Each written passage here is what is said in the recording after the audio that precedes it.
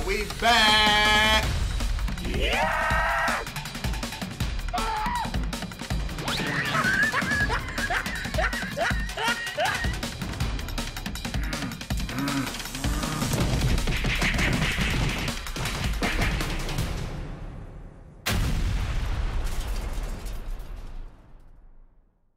So Malcolm, last week, Team 4-Star announced that DBZ Abridged is over. Sad face. Yeah, so long time coming. I didn't know they did a full video. I just see like a few other channels and shit like talking about it like that, and I saw like Twitter or KCS. I didn't know they did a full video, but I don't know what day this was either. But I'm pretty sure we had recorded the podcast already, so we couldn't even talk about it when it happened. So yeah.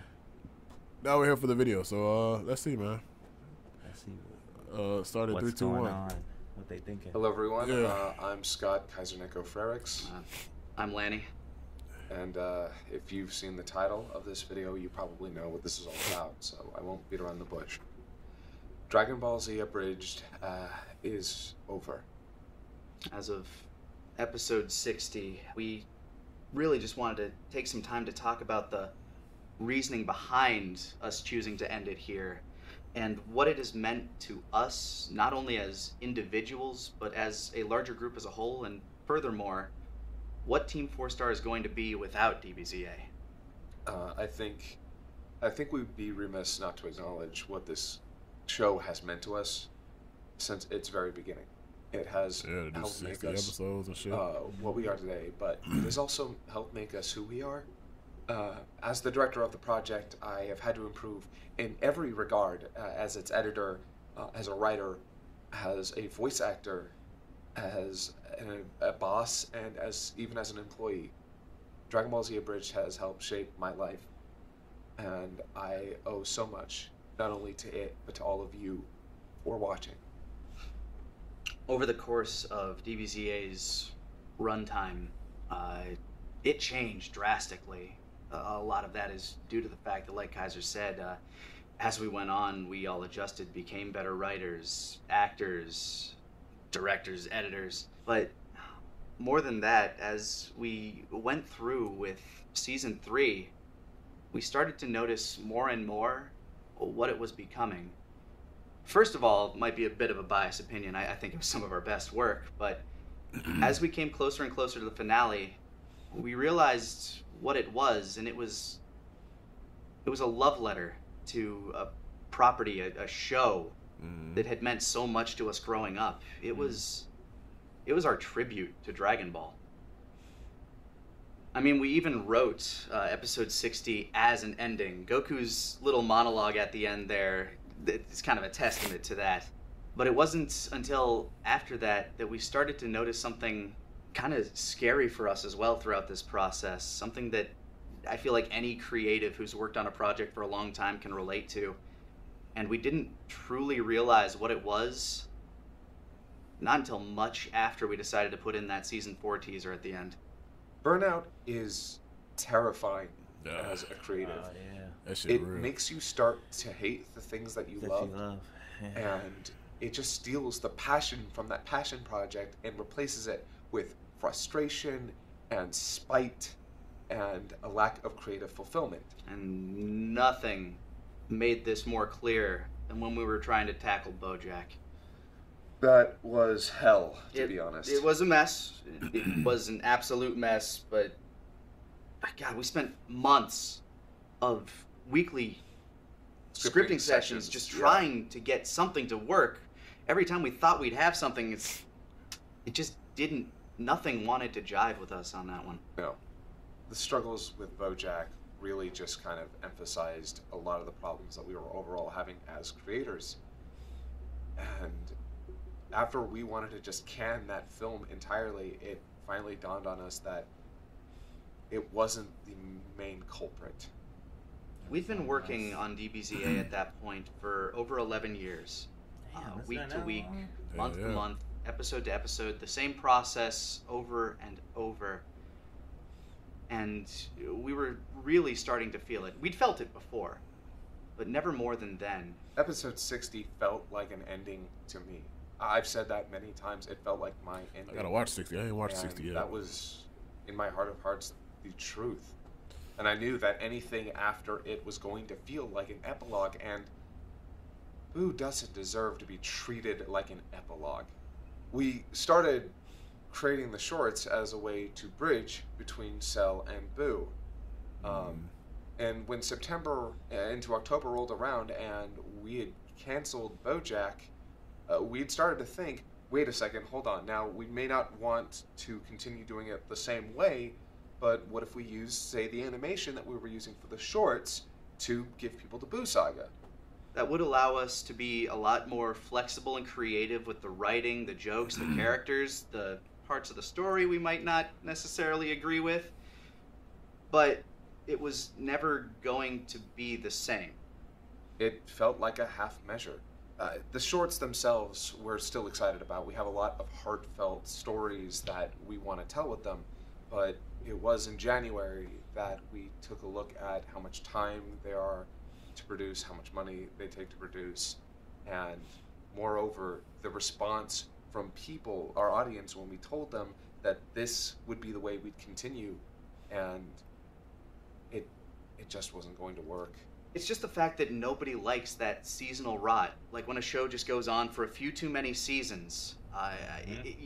Everybody knows that it's not the same as it was when it hit its apex.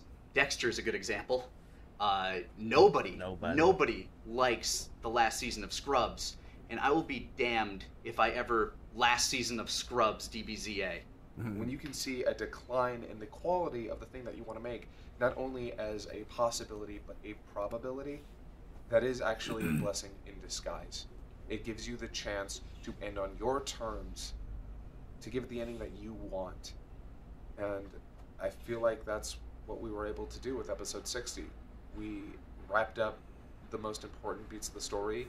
We wrapped up most of the character arcs. I say most because poor Bojack. He blew up with Cell. He blew up. The plant blew up. Cell is stronger than fuck it. He's gone. That's the unofficial. He's gone. He's gone. He's dead. He's dead. He's not coming back. Not coming back. Joe back. Joe back. Fuck. There's a thing there. Either way, Bojack is dead, and he tried to take our creativity with him. But it isn't all about being creatively drained.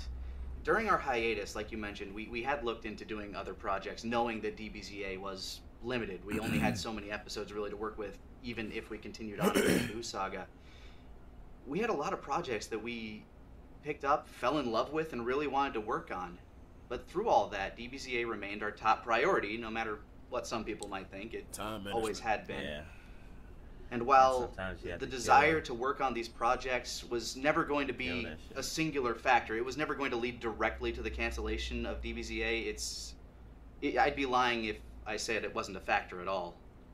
And there's still the sword of Damocles that is copyright.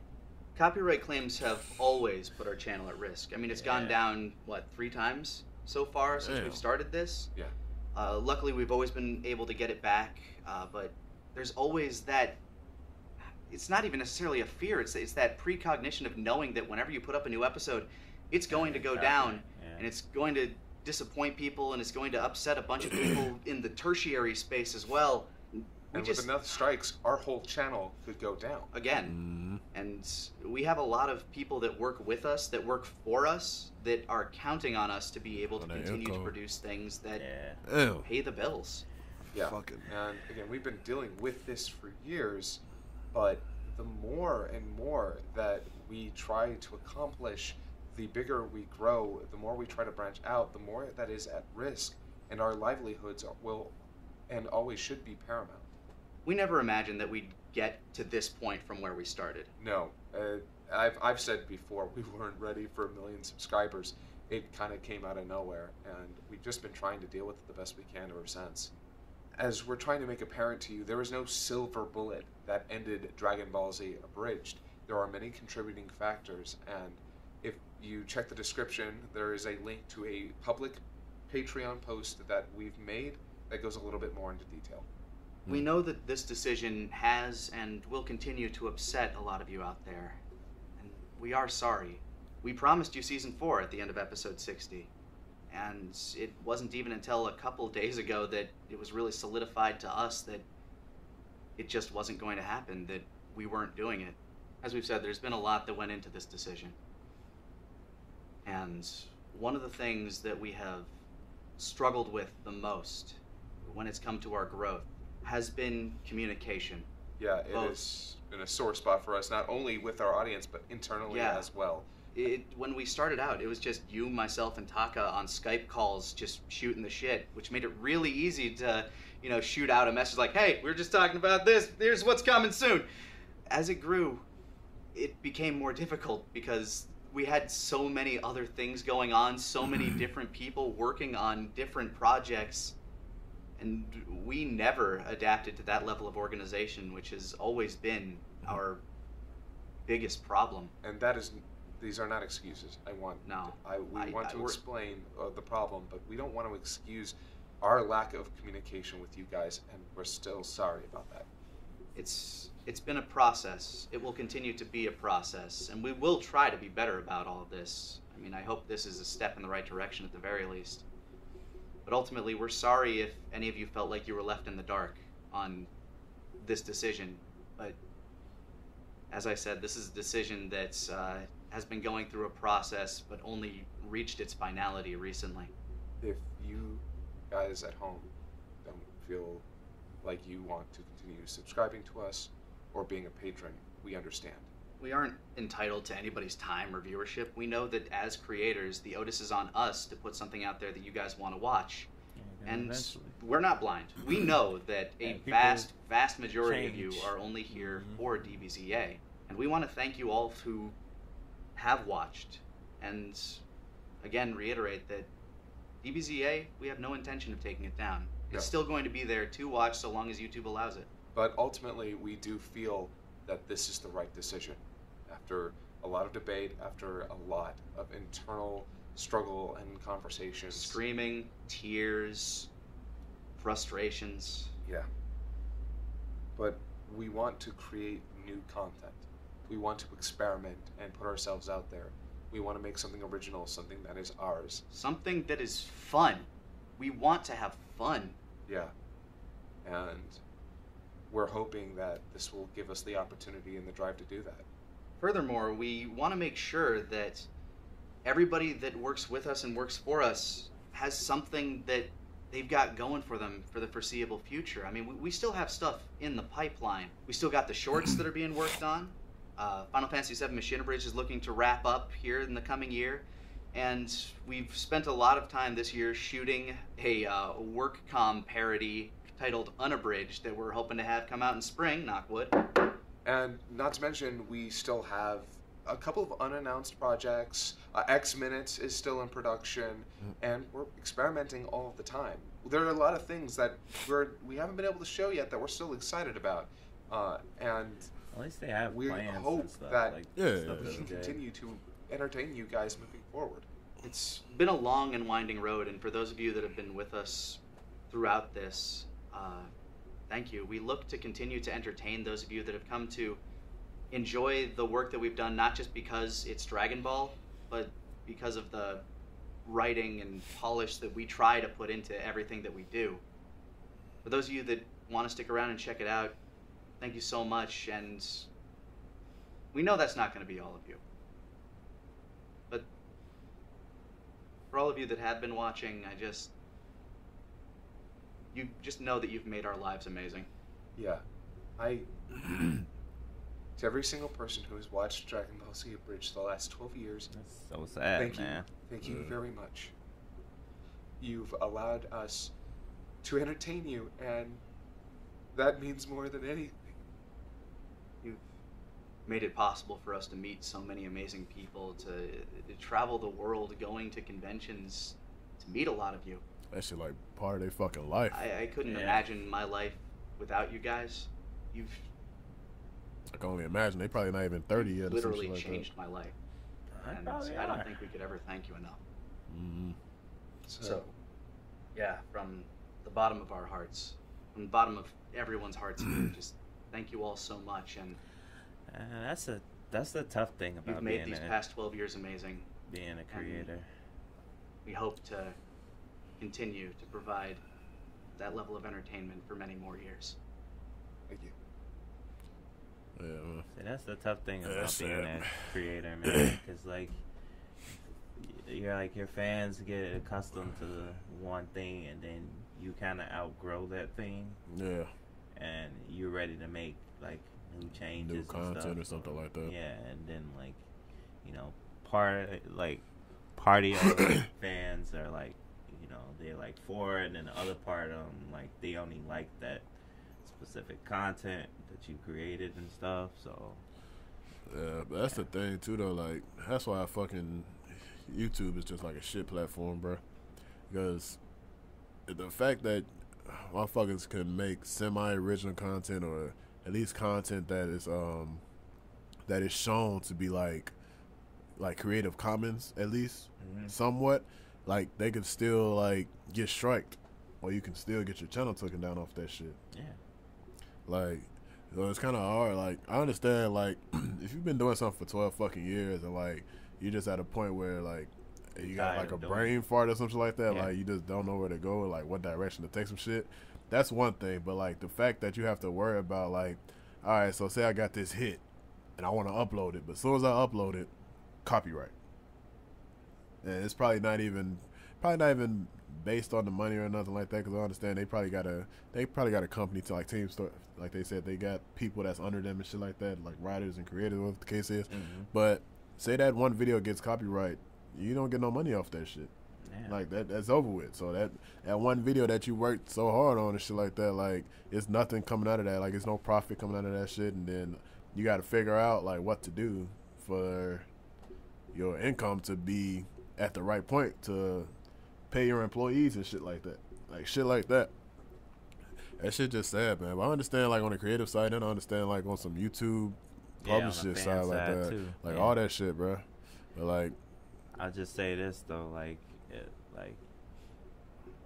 you're gonna drive yourself crazy worrying about like if everybody's gonna stay. Like if you feel that you need to make some changes to your content, I would say make those changes. If like you feel like you outgrown something, don't keep like, you know, if you gonna push it, and then keep it's gonna pushing be bad. them. Yeah, because you're gonna make shitty ass content if you just keep pushing the same shit that everybody likes out. Like you have to venture and do something new or whatever. Yeah. And at that point, like if like the people that subscribe, like if they feel like, you know, they like the old, they can either rewatch the old shit or they can. But that's like the scary part too, because unsubscribe, that shit can still get copywritten too, with it still being up. Because shit, we get copywritten for shit that's been up for years or 2-3 months ago or shit like that. We still get copyright shit like that, because we never got a copyright strike or for the case is, but we get the black dollar Copyright. Sign with the cross in the middle for the case like is. Somebody claiming it or whatever the fuck it is. I don't know the exact terms and shit like that, but that shit like that is just scary shit. It's like, I don't know what the fuck will happen if like motherfucker get 3 copyright strikes and they take the fucking channel. Yeah. Like, I don't even know the whole process of like getting your shit back or something like that. Like, how do you even get your channel back? You just email a whole bunch of bots or you gotta go visit the actual Google or YouTube fucking office or some shit like that.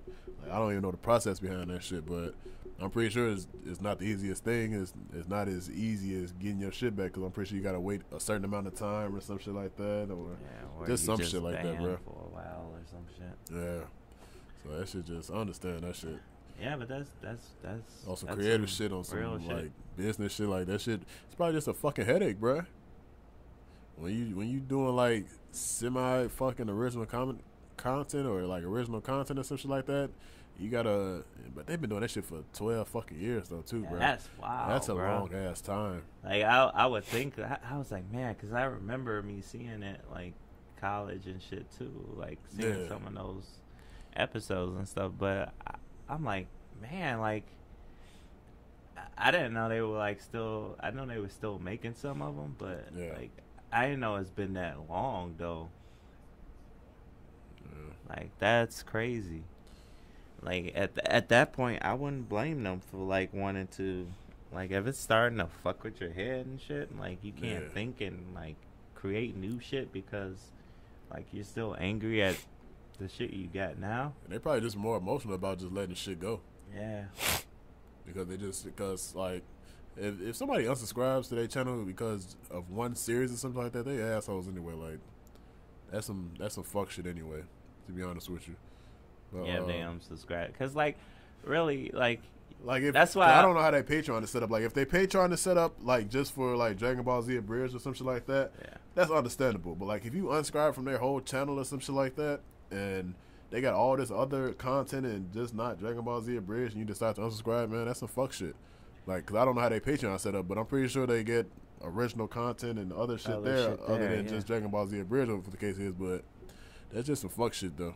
Yeah, I would say this, though. Like, this is why, like, I was having a conversation with somebody earlier this week about, like, subscribers and views and stuff like that. And I was telling them I would rather have 10,000 subscribers, 10,000 dedicated subscribers versus 1 million subscribers. And they asked me to explain, and I was like, wouldn't the money be different? I was like, no, it's just like I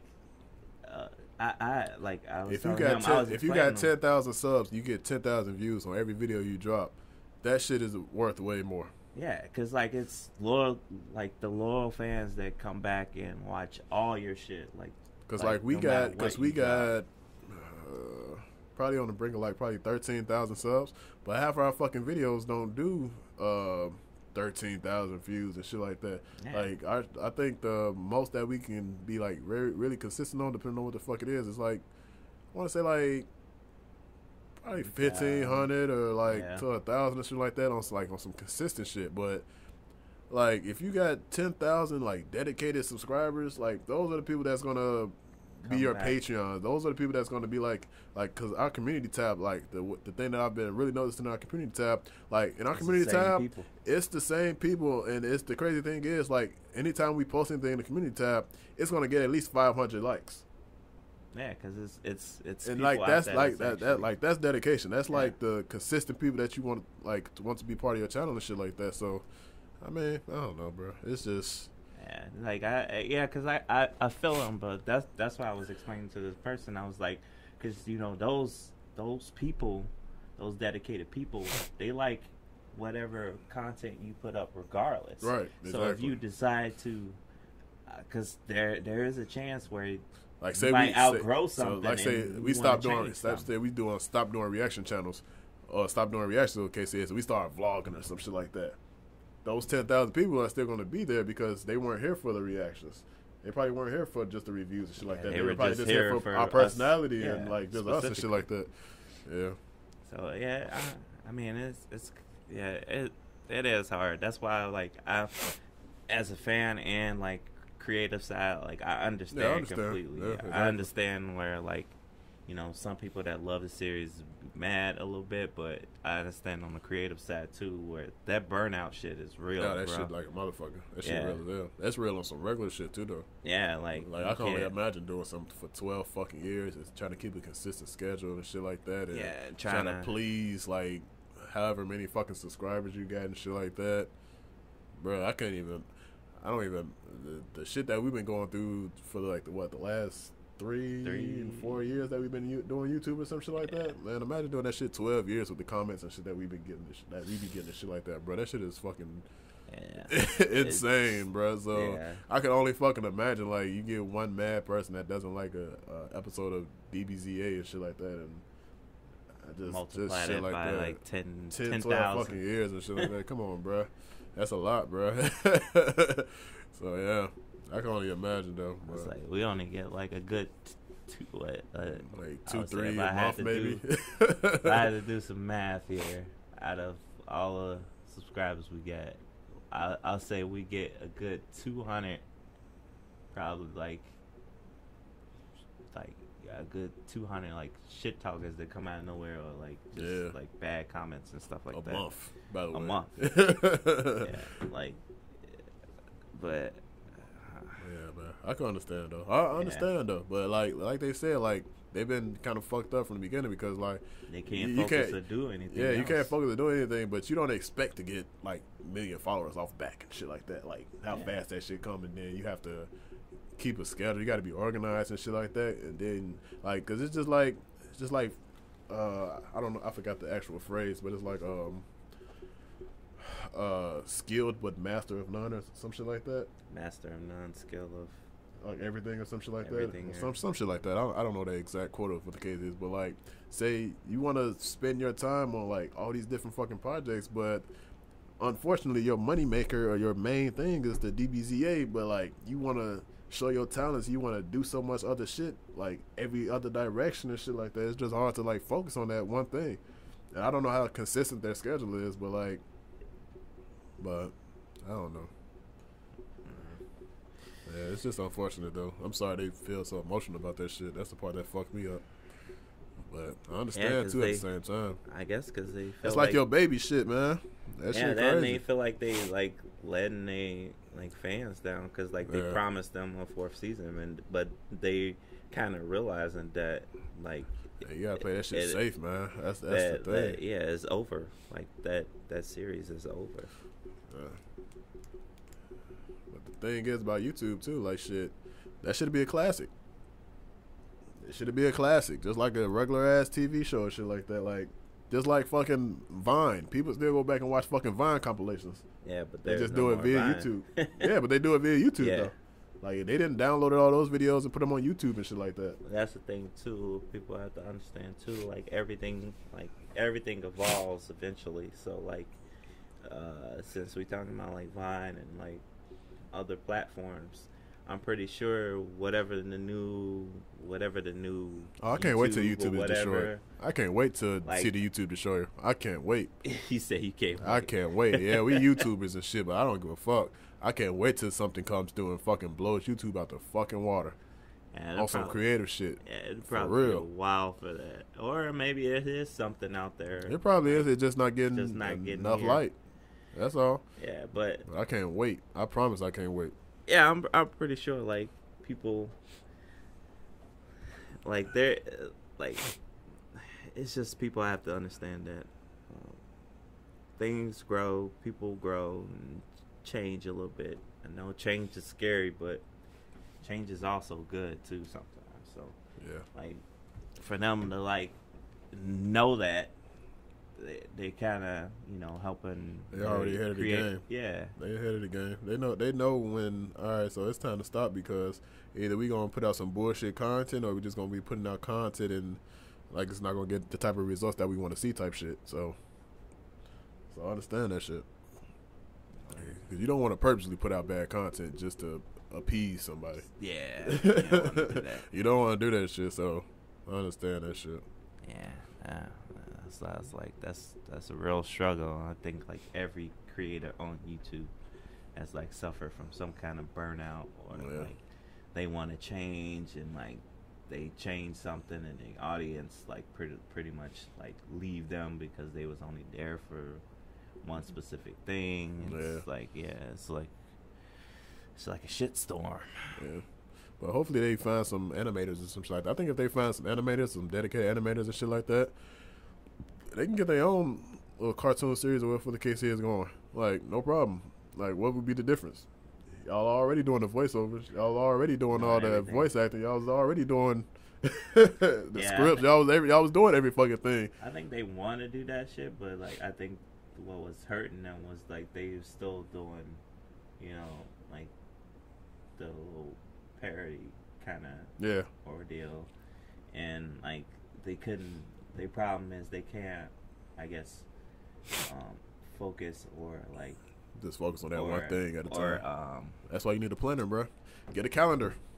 Get a calendar. Get a set schedule, bro. Or express. They probably couldn't express like what new thing they wanted to make because they're so used to like being stuck on like that one thing. So they creative juices is blocked, I guess.